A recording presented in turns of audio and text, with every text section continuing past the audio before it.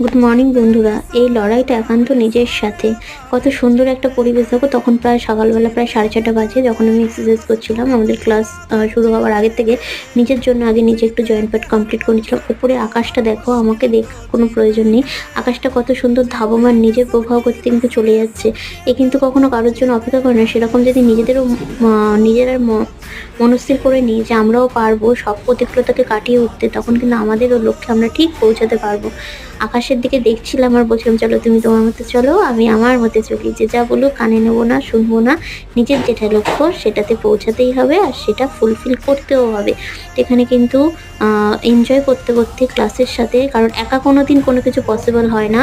সবার একটা জোটবদ্ধতা খুবই দরকার হয়। তো এখানে এতগুলো মানুষ আমরা একসাথে, প্রায় 300-350 পার্টিসিপেট ছিল পুরো ওভারঅল ইন্ডিয়া থেকে।